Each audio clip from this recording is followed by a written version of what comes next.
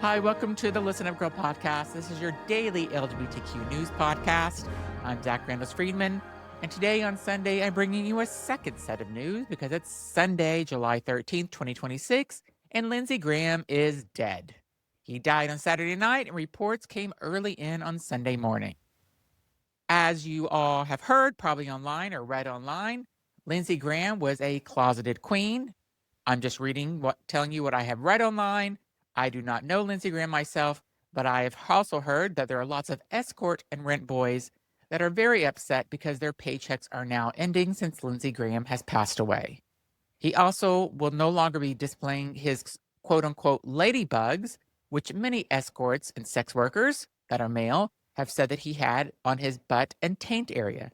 For those of you that don't know, I've watched several videos of people talking about his ladybugs, which are little moles.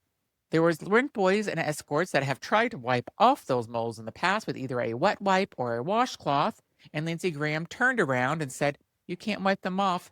They're my little ladybugs," and they were really moles. But I wanted to go through all the stuff that Lindsey Graham has done to the LGBTQ plus community over his almost 30 years in office. So let's start with marriage equality. He co-sponsored the Defense of Marriage Act, DOMA, in 1996, defining marriage as between a man and a woman. He voted for the federal marriage amendment to the Constitution in 2006, releasing a statement claiming traditional marriage is now under attack. And when the Supreme Court struck down DOMA in 2013, Graham expressed disappointment and vowed to continue defending traditional marriage. In 2022, he voted against the Respect for Marriage Act, which repealed DOMA and required federal recognition of same-sex marriages. Only one of the 36 senators to vote no.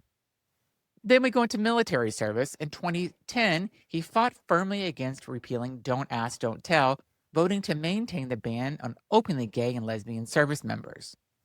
And then we go to workplace and housing protections, because in 2002, he declared opposition to the Employment Non-Discrimination Act when it came up to a Senate vote in 2013.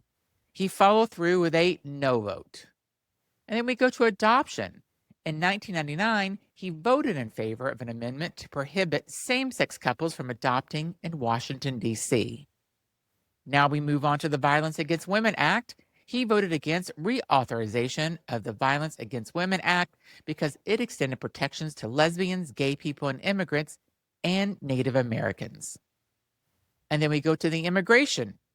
In 2013, Lindsey Graham opposed adding same-sex couple protections to an immigration reform act, saying it would cause bipartisan talks to fall apart. That same year, he supported keeping LGBTQ people facing deportation in solitary confinement.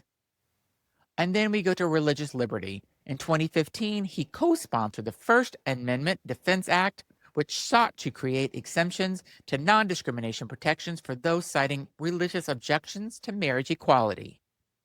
And then we go to the Supreme Court because in 2020, he opened the hastened confirmation hearings for Amy Coney Barrett, a justice widely expected to be hostile to LGBTQ rights, even while active COVID infections were still present among Judiciary Committee members.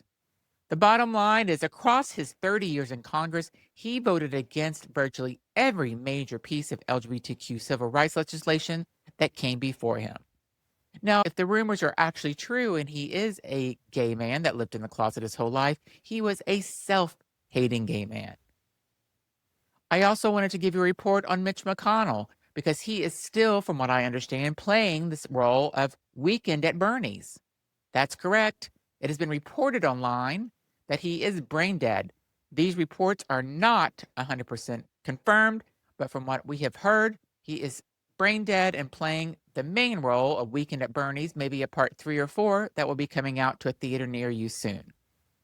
And the reason why he is playing Weekend at Bernie's is because Senator Mitch McConnell must remain in office and alive until August 3rd, 2026, for a special election to be triggered in Kentucky to fill his vacant seat. If the seat becomes vacant after this date, a state law allows the governor, which is Andy Beshear, to appoint a successor. And that is your special report today on Sunday, July 12th. Lindsey Graham is dead. Mitch McConnell is still possibly alive, but brain dead. Reports still not confirmed. And that is all. I will be back tomorrow with news for the LGBTQ plus community. Thanks so much for listening on this Sunday to my second news report of the day. Have a wonderful weekend. I know I will.